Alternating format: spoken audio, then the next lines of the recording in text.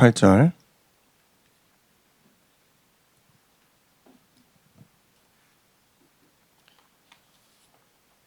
같이 읽겠습니다. 사도행전 1장 8절 오직 성령이 너희에게 임하시면 너희가 권능을 받고 예루살렘과 온 유대와 사마리아 땅끝까지 이르러 내 증인이 되리라 하시니라. 아멘. 오늘은 그 본부 청년 수련회가 있었어요. 그죠? 그래서 그 메시지를 함께 좀 나누고 가려고 합니다. 아마 그 집회에 참여하셨던 청년들 중에는 부담을 느낀 청년들도 있었을 거라고 생각합니다. 왜냐하면 이제 본부 메시지 자체가 쭉쭉 뻗어나가는 메시지이기 때문에 좀 부담이 될 수가 있죠. 예. 그렇지만 이거는 이제 개인의 시간표라고 생각을 해요. 저는 저도 들으면서 저거 내가 못하겠는데 라고 생각되는 어떤 메시지들도 있죠. 근데 개인의 시간표입니다. 제가 볼 때. 내가 시간표가 말씀으로 좀 더 뿌리 내려야 되는 시간표라면 그 가시면 되고, 지금 내가 좀 이 말씀을 듣는데 하나님이 좀 이렇게 마음을 움직이신다. 그러면 이제 그 시간표를 따라가시면 되고요. 그러니까 모든 사람이 이거를 듣고서 다 똑같이 해야 된다라고 생각하지는 않습니다. 청년마다 개인의 시간표가 다르고 환경이 다르고 시기가 다르고 때가 다르죠. 그래서 그 부분에 있어서 청년들이 부담을 느끼지 않았으면 좋겠습니다. 저도 늦게 시작한 편이고요. 빨리 간다고 또 좋은 건 아닙니다. 결국은 다 거기서 한 곳에서 만나게 돼 있죠. 먼저 오늘 제목이 이제 청년의 망대예요.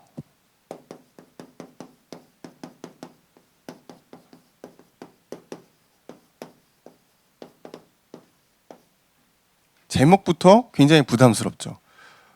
망대를 세우라고? 지금 뭘 하라는 거지? 지금 나 너무 살기 힘든데 자꾸 뭘 하라는 것 같은 그런 느낌이 들 수 있습니다만 여러분 한 가지만 하시면 됩니다. 기도하시면 됩니다. 기도의 망대가 세워지면 다른 것들은 따라오게 돼 있습니다. 그래서 너무 그 어떤 응답, 결과 여기에 우리가 집중하게 되면은 부대껴요. 근데 여러분 기도의 망대, 하나님과 나와의 그 기도의 시간에서 모든 게 다 나오게 돼 있습니다. 먼저 그 오늘 읽은 본문의 말씀을 너무나 많이 들었고 우리가 암송하고 있는 구절 중에 하나인데, 조금 풀어보면은 먼저 오직 성령이 이렇게 돼 있죠. 오직 성령이 너희에게 임하시면 그랬는데, 오직 성령이라고 그러니까 또 여기에 큰 부담을 느낍니다. 뭐야, 아무것도 하지 말고 성령만 바라보라는 거야? 물론 초대교회는 그렇게 했어요. 근데 지금 여러분은 어떻습니까? 공부도 해야 되죠. 직장 가서 일도 해야 되죠. 해야 될 게 너무너무 많아요. 어떻게 성령만 바라보고 살 수 있겠냐 이거죠. 지금 이렇게 해석해야 돼요. 성령보다 더 중요한 것이 없다, 이렇게 해석이 돼야 돼요. 우리가 해야 될 수많은 것들이 있지만 그 중에서 가장 중요한 게 성령 인도 받는 거다.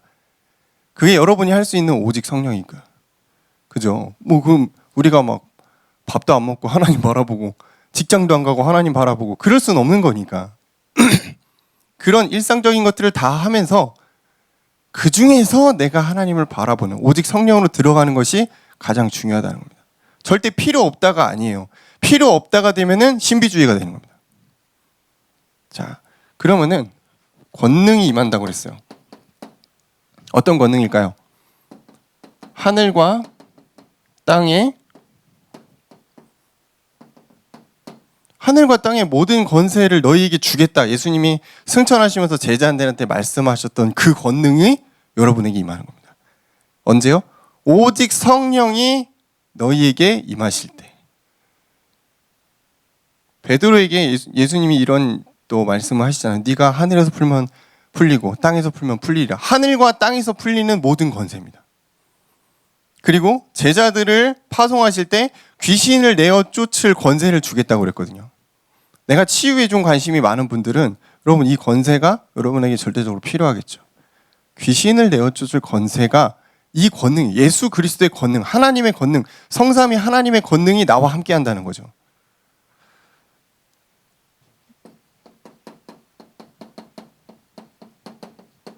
제일 먼저 나온 게 예루살렘. 왜냐? 예루살렘은 믿음 좋은 사람들이 가는 곳이에요. 모든 기독교 아니죠. 유대교로 믿는 사람들이 반드시 한 번은 거쳐가야 되는 그곳이죠. 여기는 뭐가 있습니까? 하나님의 성전이 있습니다. 여기서부터 시작이에요. 하나님을 믿는 모든 자, 여기서부터 시작. 그리고 온 유대라고 그랬죠. 역시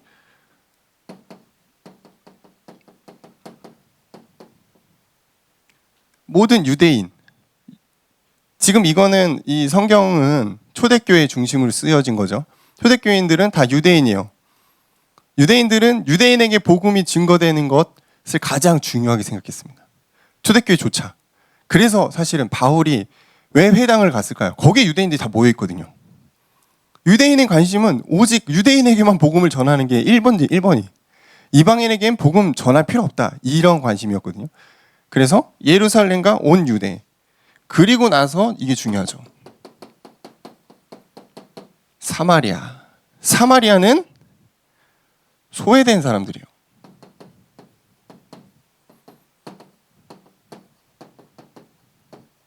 그 예수님이 소가성에 사마리아 여인을 만나러 가셨던 그 이유가 여기 있어요.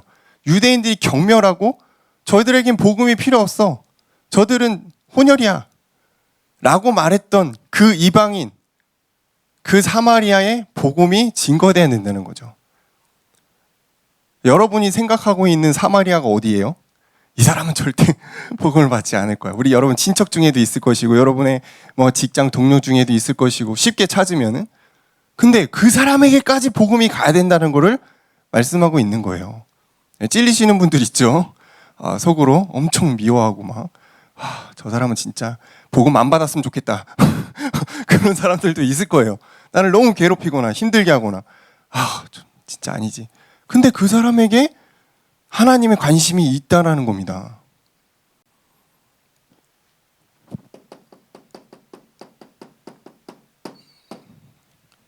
사마리아에서 끝나는 게 아닙니다. 땅끝. 땅끝 뭐죠? 여러분이 가는, 내가 가는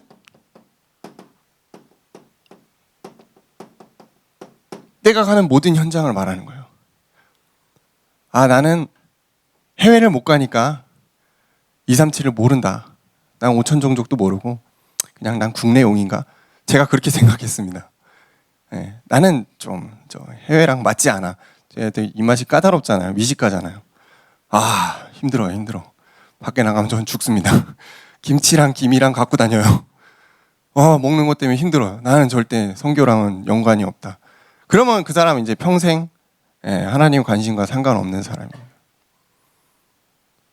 우리가 이 국내에서도 얼마든지 237을 볼 수 있어요. 내가 가는 모든 현장입니다. 여러분이 만나는 모든 사람이 땅끝이에요. 그렇죠? 그리고 가능하다면 여러분 한 개의 나라를 정하셔서 기도하시면 좋을 것 같아요. 그래서 여러분 좀 그것을 놓고 돈도 모으시고 혼자 여행을 간다 하든 그 현장을 한번 보는 겁니다. 여러분 땅끝이 확장되는 거예요. 계속. 그 다음에 마지막에 나온 게 여기다 쓸까요? 증인 되리라 이겁니다.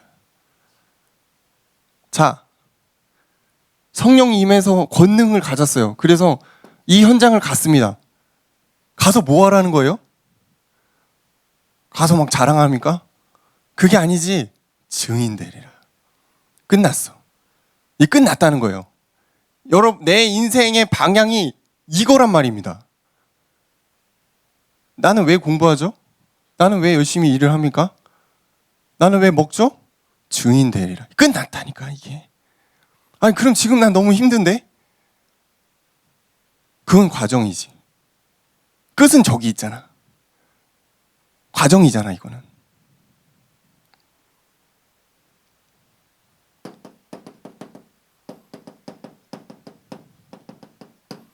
인생의 방향을 정확하게 제시했어요. 어느 곳에 있든 무엇을 하던 예수 그리스도의 증인되는 것입니다. 여러분이 여러분의 입으로 예수 그리스도 말 안 해도 이미 여러분 자체가 증인인 거 아세요? 왠지 내 안에 그리스도의 빛이 있기 때문입니다. 그거를 흑암은 알아요. 사단은 알아요. 그래서 계속 나를 공격하는 거기도 합니다. 그 과정을 이겨내고 견뎌내서 결론에 다다르는 것입니다. 이게 사도행전 1장 8절입니다. 그러니까 지금 우리 청년의 시기에 고민이 많죠. 낙심도 되고 힘들기도 하고 이게 맞나? 저게 맞나? 고민이 당연히 돼요. 근데 그건 과정이라는 거예요. 이미 성경에서 여러분의 결론은 냈어요. 증인입니다. 그러기 위해서는 성령을 간구하셔야 돼요. 오직 성령 안에서 여러분이 여러분의 삶을 만들어가는 겁니다. 그러면은 따라오는 게 있다. 권능이다. 하나님의 자녀만 갖는 권능을 갖게 되는 것이죠. 그럼 그거 가지고 어디 가요? 이 현장 가는 거예요. 예루살렘도 가고 유대도 가고 사마리아도 가고 땅끝도 가고. 그래서 증인되는 것입니다. 그러니까 이게 지금 어떤 폼이 정해져 있는 게 아니에요. 여러분이 성령인도 받으면서 여러분의 전도와 여러분의 기도와 여러분의 말씀을 펼쳐가는 겁니다. 그렇죠? 그리고 그것이 다음 세대에게 전달되면 돼요. 거기까지가 증인입니다.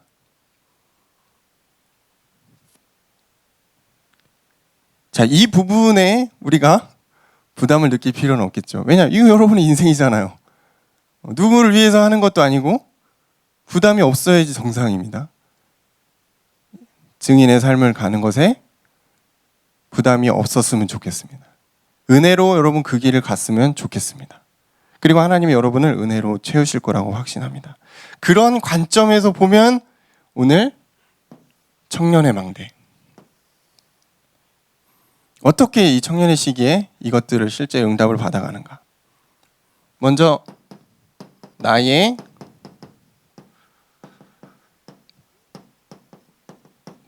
절대 망대 세 가지가 있다고 말씀하셨죠. 자, 여기서부터는 제 메시지가 아닙니다.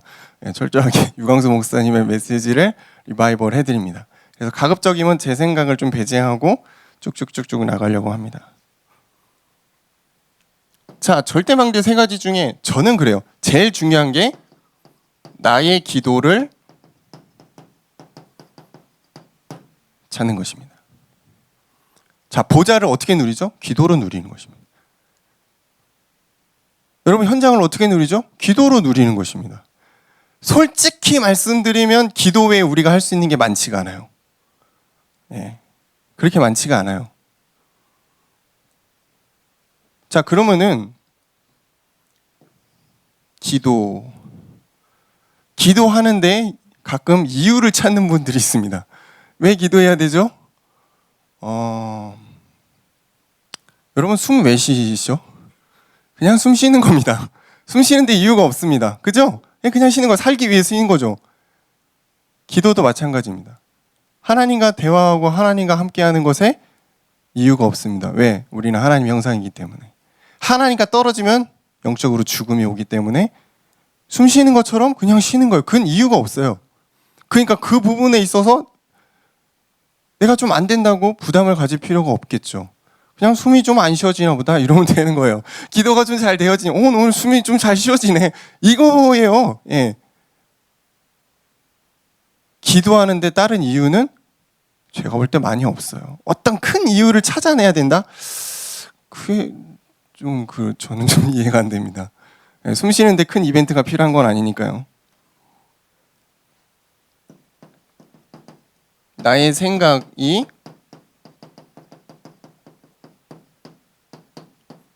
앞서지 않는 것입니다. 첫 번째는 기도를 대부분 내 중심으로 하거든요. 나의 것에 맞춰서 나의 것을 해결해주는 어떤 그런 루트로 많이 가는데 내 생각이 앞서지 않고 하나님의 것을 먼저 보는 것.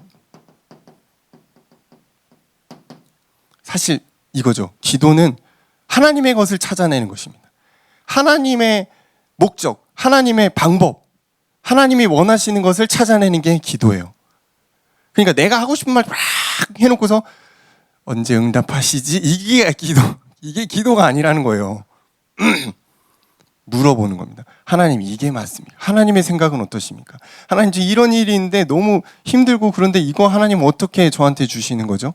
물어봐야지. 하나님의 뜻을 구하는 게 기도거든요. 근데 대부분 나에서 끝냅니다. 하나님, 저 너무 힘들어요. 하나님, 저 어떻게 살아야 되죠? 하나님, 이런 일이 있는데 저 어떡하죠? 물론 그것도 맞습니다만 그래서 끝나는 게 아니죠. 자, 내 중심의 기도를 하게 되면은 내 생각에 속게 돼 있습니다. 거기 갇혀버려요. 그럼 응답도 내 중심으로 와요. 근데 내 중심의 응답이 아닌 것들은 응답도 아니야. 말씀을 받을 때도 그렇죠. 내가 듣기 좋은 말씀을 받죠. 나한테 답이 되는 것 같은 말씀을 받죠. 그건 철저히 내 중심이거든요. 기도를 통해서 우리는 절대 가치를 재설정하게 됩니다. 여러분의 인생에서 중요하게 생각하는 그 가치들이 있어요. 그것들을 하나님 뜻에서 보면서 자꾸 재설정하게 돼요. 그러면서 내가 내 인생을 사는 게 아니고, 하나님 내 안에 오셔서 하나님의 인생을, 하나님의 그 길을 나를 통해 하시는 거구나라는 것들이 확신이 되는 게 기도입니다. 그러니까 이거를 깨닫게 되면은 기도가 굉장히 깊어지고 재밌어집니다. 근데 나 중심에 내가 원하는 쪽이 기도를 계속 하잖아요. 답답해요. 지루해요. 왜? 그렇게 응답이 안 오면은 응답이 없는 것 같거든. 자, 그러면 어떻게 하면은 나의 이 기도를 누릴 수 있는가? 언약을 잡고 있어야 돼요. 언약 속에서 오직 성령과 하나님 나라의 일을 기다리는 것. 자, 이제 기다리는 것은 누리는 것과 같은 의미인데, 누려라 이러니까 또 부담을 갖더라고요.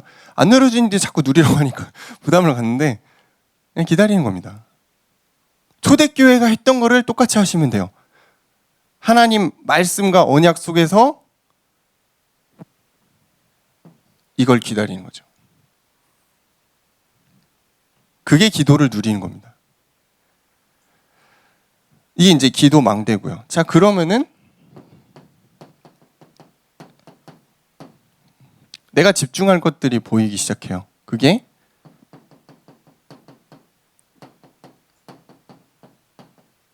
선택적 집중과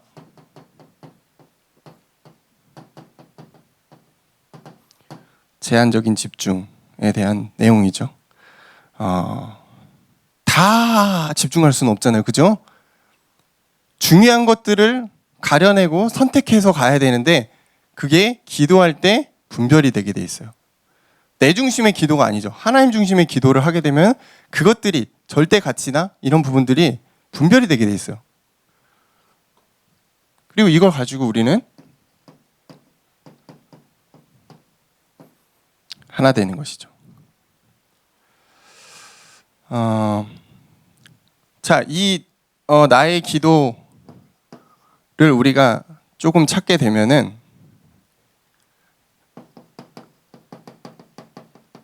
나의 사명이 발견이 돼요. 나의 사명을 찾게 되는데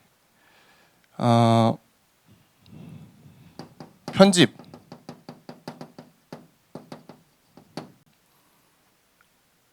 우리가 기도 속에 들어가게 되면은 하나님이 나를 통해서 뭔가를 만들어내시는 것들이 보여요. 근데 처음에는 소스가 필요하죠. 그래서 세상에 어떤 책이나 자료들이 필요한 부분들이 있어요.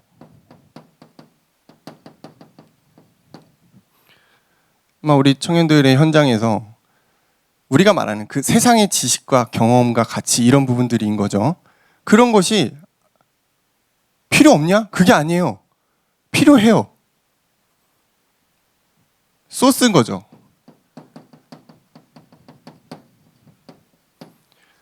이 부분들을 가지고 우리는 설계를 하는데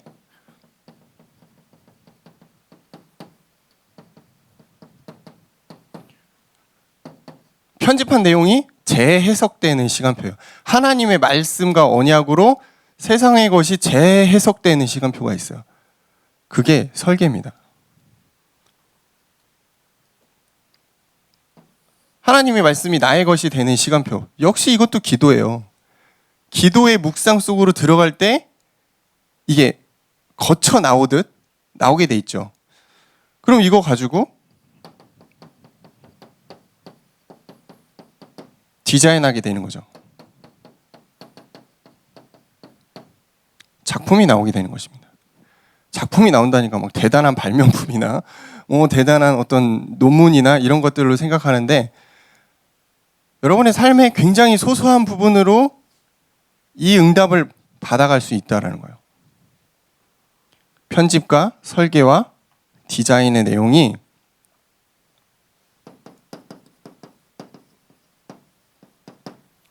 습관화되는 것입니다. 이렇게 우리가 습관을 가져가는 부분들이죠. 근데 이것도 사실 이건 설계야, 이건 디자인이야, 그렇게 나누지 않아도 지금 여러분이 하고 있는 것들에 하나님을 조금 더 넣으시면 돼요. 하나님과의 그 소통과 하나님의 것을 여러분 조금 더 가미하게 되면 제가 볼 때 요거 나오게 돼 있습니다. CVD, IP 많이 어렵지 않아요. 거기에 여러분의 삶에 하나님을 넣으면 돼요. 그리고 반드시 기도를 통해서 찾아내는 것입니다. 그럼 이제 나의 전도가 나의 현장에서 나오게 돼 있어요. 근데 나이에 따라 또 직업에 따라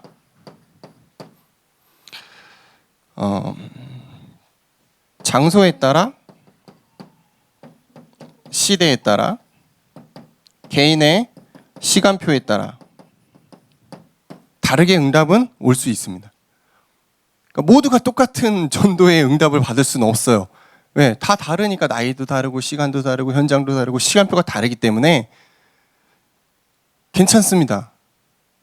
그래서 제가 볼 땐 이거예요. 나의 기도를 찾아야 돼요. 이거는 공통의 과제입니다. 가급적이면 여러분이 청년의 시간표 안에 이걸 찾았으면 좋겠어요.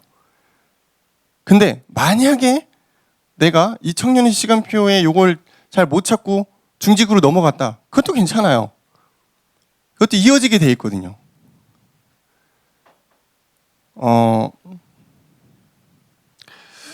제가 여러분에게 약간 부담을 주는 부분도 있죠. 청년은 이래야 된다.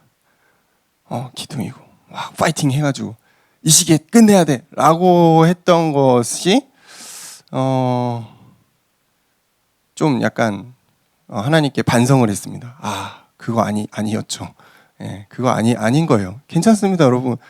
여기서 여러분 더 복음을 뿌리내리고 깨달으시고 나의 기도를 찾고 충분히 누리시고 중직으로 넘어가도 아무 상관이 없는 거예요. 네. 하나님의 시간표는 증인이 되기까지니까. 지금 내가 이 청년의 시간표에 지금 하나님의 응답을 누리고 있다. 너무 좋죠. 근데 지금 내가 아직 그런 시간표 아니다. 그럼 뭐 괜찮아요. 청년의 시기에 더 복음을 누리시고 더 여러분의 시간표를 보면서 기도 속으로 들어가시면 되는 것 같아요. 아무 문제되지 않는다. 거기에 나는 뒤처지고 있구나. 나는 좀 이분들과 무리가 다르구나. 뭔가 그런 생각은 안 하셔도 됩니다. 중직자가 돼서도 충분히 시간들은 아주 많지는 않지만 그래도 있어요. 전혀 문제될 건 없어요. 그래서 이 나의 전도를 통해서 나의 미래를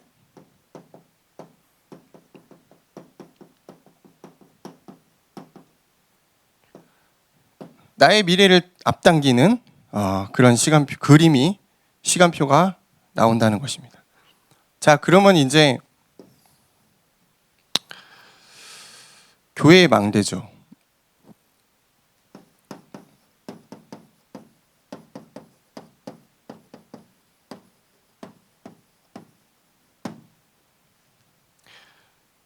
이건 우리 청년들이 지금 교회 안에서 뭔가를 감당해야 된다라는 부분이 있을 수가 있어요. 거듭 말씀드리지만 내가 지금 하나님의 어떤 그 부르심과 응답과 어떤 마음이 있으면은 뭐 이 부분에 여러분 마음을 담고 진행하시면 되는 부분인데, 나 여기 전혀 관심이 없다, 나 처음 들어본다, 그러면은 그냥 마음에 담아만 두시고 기도해 주세요. 지금 교회를 두고서 세 가지 뜰이라는 주제가 많이 나오고 있습니다.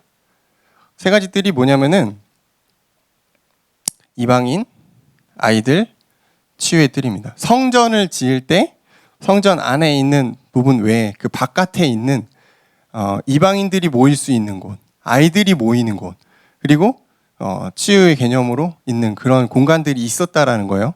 그 뜰을 말합니다. 근데 그 뜰에 대한 내용이 교회 안에서 이루어진다라는 거예요.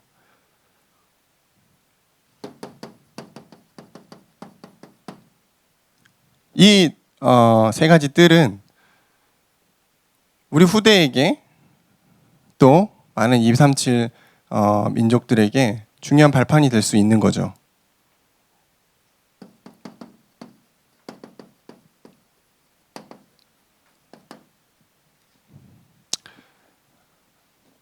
그래서 우리 어떻게 보면 교회가 나아가야 되는 방향 중에 하나가 이 세 내용을 담을 수 있는 절대 플랫폼의 응답을 받는 것입니다. 과거에는 교회가 예배를 드리는 곳으로 우리가 알고 있었지만 지금은 교회라는 공간을 통해서 많은 것들이 이루어질 수 있어요. 실제 지금 내영교회는 홀 하나를 아예 콘서트 할 수 있는 그런 공간으로 만들었다고 하더라고요. 그래서 아예 이제 밖에서 대여도 해주고, 그러니까 완전 문화 그 홀로 만드는 거죠. 어떤 교회에서는 카페를 같이 운영하기도 하고요. 키즈 카페를 만들어 버리는 교회들도 많고요. 타교당 같은 경우는. 그러니까 지금 뭔가 이제 교회가 조금씩 변화되고 있는, 그냥 단순히 일주일에 한 번 와서 예배를 드리고 끝나는 그런 공간이 아니라는 거죠. 자, 그리고 이제 사업을 하시는 분들 같은 경우에도 이 세 가지 뜰을 마음에 좀 담고 있다면은 이 내용이 좀 달라지겠죠. 단순히 내가 물건을 사고 팔고 장사하는 곳이 아니고 이 세 가지 뜰이 나의 현장, 사업장에서 실현이 될 수 있는 부분인 거죠.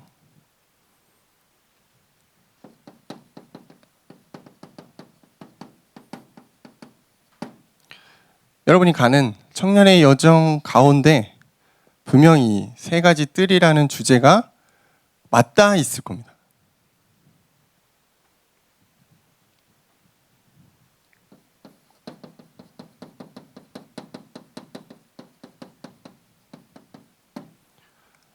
자, 조직.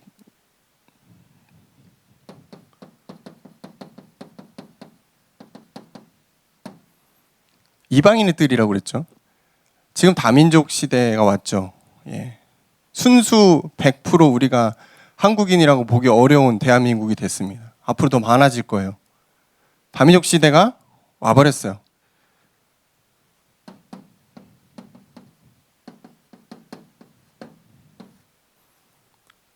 큰 문화의 테두리 안에서 많은 다민족을 마음에 담을 수도 있겠지만 한 명부터 시작하는 게 맞다고 생각해요. 그 나라와 민족의 흑암을 꺾을 단 한 명의 전도자가 세워진다면 거기서부터 시작인 것입니다. 그리고 아이들의 뜰이죠.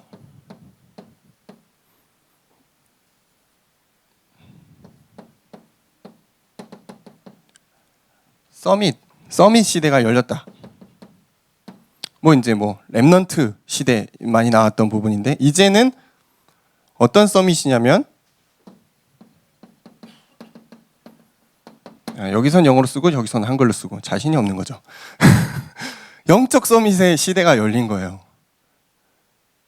지금 우리 청년들이 교사를 하고 있으면은 아마 좀 마음이 당길 수 있겠죠.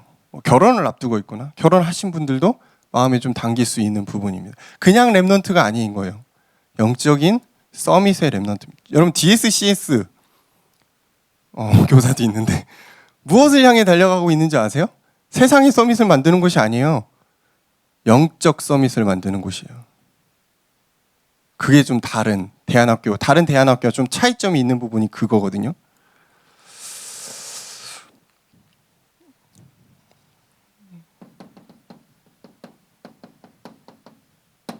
서밋이 되기 전에 영적 서밋으로 가라. 성공하기 전에 하나님의 것으로 무장한 상태로 가라는 거거든요. 그러면서 이제 이런 말씀을 하셨네요. 청년들이 랩넌트의 싱크탱크가 되라, 이런 말씀을 하셨습니다. 자, 이거는 개인마다 여러분 마음에 담기시는 분들이 있을 겁니다. 그 응답을 받으시면 됩니다. 모든 청년이 여기에 부담을 가지면 안 되겠죠. 근데 이것도 거창한 게 아니에요, 사실은. 내가 교사라고 칩시다. 근데 어떤 아이를 놓고 계속 기도하고 있어요.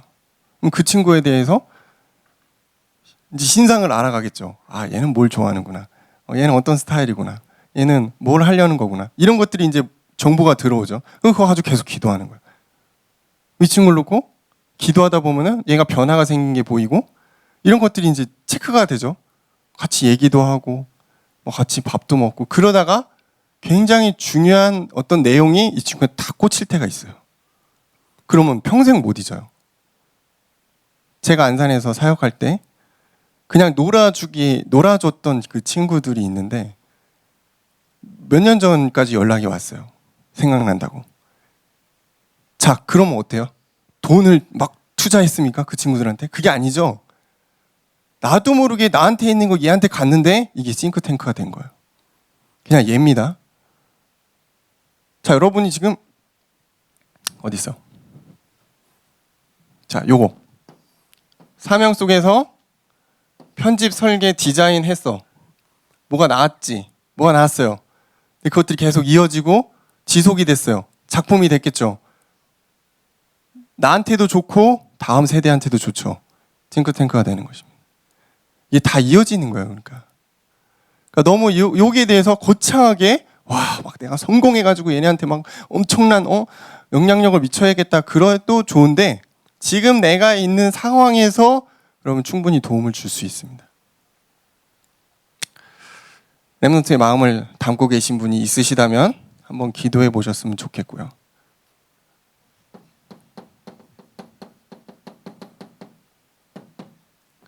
치유 시대가 열렸다는 거예요. 자, 이거 지금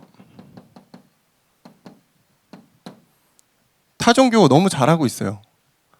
뉴에이지 운동, 명상 운동, 이런 걸로 굉장히 많은 사람들이 그 부분을 통해서 치유를 얻고 있거든요. 사실 이 치유라는 부분은 타 종교가 많이 앞서갑니다. 천주교도 그렇고 이 이상한 막 그 이단들도 여기 지금 파고들었어요. 이거는 진짜 누가 먼저 여기를 선점하냐, 그 차이인 것 같아요. 그래서 또 이 치유에 대한 부분들이 마음에 담기시는 분들이 있다면은 먼저는 우리가 성령의 인도함을 받는 나의 기도 속에서 이것들 여러분 실천하실 때 여기에 대한 그림이 나오게 돼 있어요. 진짜 하나님이 주신 달란트가 다르잖아요. 하나님이 주신 생각들이 다르고 증인으로 가는 방향이 다 달라요. 결국 다 같은 곳을 만나지만, 그러니까 우리가 지금 기도해서 사실은 이 내용이 나오게 돼 있습니다. 나는 랩넌트다. 저는 그랬어요. 저는 랩넌트였어요. 난 전문 분야가 있으니까 난 이걸로 237 살려야겠다. 난 정말 치유 사역이야. 거의 여기 안에서 다 나오게 돼 있습니다. 비밀은 제가 볼 땐 이겁니다. 나의 기도를 찾는 것입니다. 여러분이 어떠한 상황에 있든 나의 기도를 놓치지 않으면은 열리게 돼 있어요. 그러면은 우리가 마음만 갖고 할 수는 없잖아요. 237을 내가 마음에 품었다. 그러면 언어를 좀 배워야 되지 않겠습니까? 그렇죠? 우리 청년들 중에 언어 잘하시는 분들 많거든요. 도움을 좀 받으셔도 좋을 것 같고.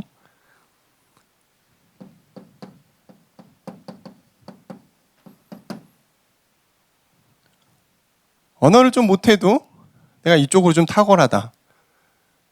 놀이에 대한 부분을 기획하거나 뭔가 좀 내가 놀아줄 줄 안다라든가 그 어떤 내가 마음에 품고 있는 공동체가 이걸 통해서 변화될 수 있을 거라는 어떤 기도에 대한 확신이 있는 분들이 있거든요. 이거는 부신자건 뭐 신자건 상관없어요. 그냥 여기에 플랫폼을 판이라고 깔아놓으면은 그냥 와서 즐기게 돼 있는 거예요. 그래서 놀이 문화라는 부분이 누구나 쉽게 와서 할 수 있는 부분이에요. 여기에 또 재능을 가진 분들이 있습니다. 이런 거 기획하고 섭외하고 설계하고 이런 부분이죠.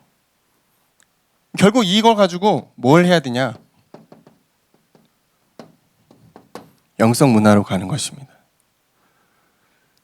자, 청년부를 제가 맡으면서 중요하게 생각하는 것 중에 하나가 이거거든요. 어떻게 하면 영성의 문화를 우리 청년들이 가지게 될까? 물론 개인적으로는 다 잘하시죠. 근데 하나가 되어서 초대교회처럼 우리가 이 영적인 분위기를 함께 갈 수 있는 것을 어떻게 해야 할까 고민을 많이 해요. 처음에는 하나 돼야 되니까 놀아야 돼요. 그렇죠? 그래서 자주 모이게끔 하는 거죠.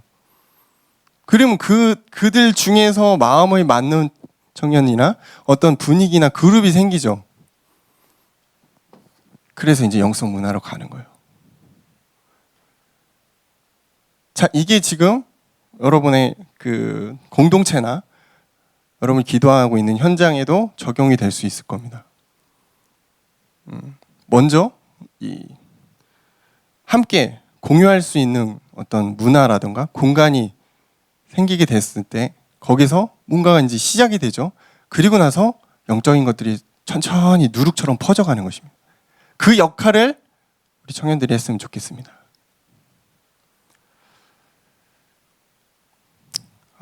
내용이 그렇게 많은 건 아닌데 제가 글씨를 오랜만에 쓰다 보니까 안 맞네요.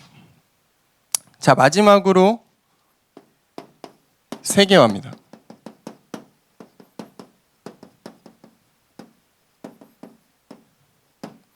세계화. 자, 이 세계화의 절대 망대 속에서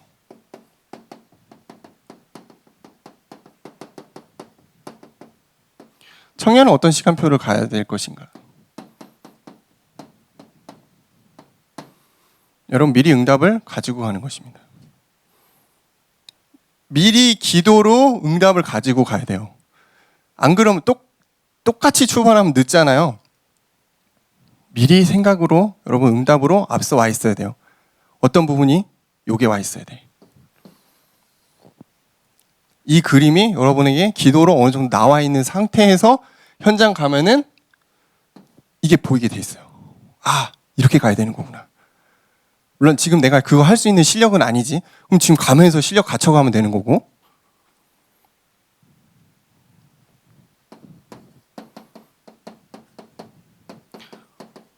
그 현장에서 숨은 응답과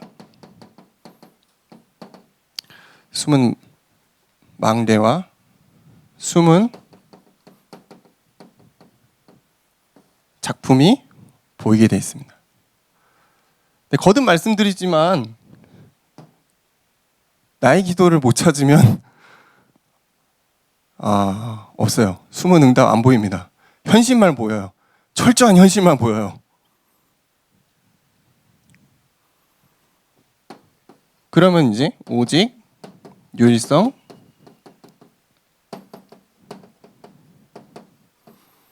재창조 속으로 들어가야 되는 것입니다. 자, 우리가 결론만 놓고 보면은 큰 부담이 될 수 있습니다. 왜냐? 현실에 나는 그렇지 않잖아요. 현실에 내가 지금 무슨 237을 꿈꾸고 5천 종족을 보고 중직자 시대를 보고 어렵죠. 그래서 우리의 시작은 여기서부터입니다. 나의 기도를 찾는 것부터. 그래서 하나님과 영적 루틴을 만드시는 거예요. 그 시스템을 가지고 한 개씩 열어가는 겁니다. 한 번에 확 올 수도 있어요. 이게 확 열릴 때도 있거든요. 여러분 준비되는 만큼 하나님 여시니까. 그래서 이건 이제 적지 않겠습니다. 결론으로 중직자 시대를 여러분 준비하는 겁니다. 그리고 세 가지 뜰의 시대를 우리가 마음에 담는 것입니다. 그러니까 이제 이게 흐름이에요. 지금 본부의 흐름, 우리가 이 교단에 속해 있는 중요한 내용이기도 하죠. 아, 요런 흐름을 따라가고 있구나. 그럼 나도 어느 정도 내용은 알아야 돼요. 그리고 그게 우리 기도 속에 들어가게 되고 하나님이 거기에 맞는 응답들을 하시거든요. 우리 5천망대 237을 준비하는 시대를 우리가 기도로 누리는 것입니다. 그래서 본부의 메시지를 1, 2, 3강을 지금 제가 써머리를 했는데 응답에 대해서 너무 부담을 갖지 마시고 지금 내가 무엇을 할 수 있는가부터 시작하시면 돼요. 계속 말씀드립니다. 이번 주는 요거 찾아야 됩니다. 나의 기도를 찾는 것입니다. 내 생각이 앞서지 않고 하나님의 것을 아는 그 나의 기도를 찾는 것입니다. 그러면은 나머지는 그냥 실차례 풀리듯 풀리게 돼 있어요. 왜냐? 일은 누가 하신다고요? 하나님이 하시니까. 내가 하는 게 절대 아닙니다. 그래서 나는 하나님과 기도로 통해야 돼요. 그럼 열리게 돼 있습니다. 혹시 열리지 않고 막혀 있는 것 같다.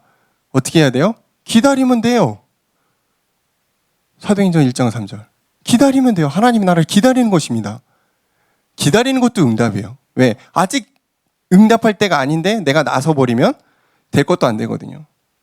그래서 기다릴 땐 기다리되 하나님의 응답이 오면은 여러분 거침없이 증인되는 것입니다. 기도하겠습니다. 감사합니다. 청년의 망대, 우리 청년들이 마음에 담고 나의 기도를 먼저 발견하고 그 안에서 하나님의 주신 것들을 현장에서 누릴 수 있도록 역사옵소서. 예수님 이름으로 기도합니다. 아멘.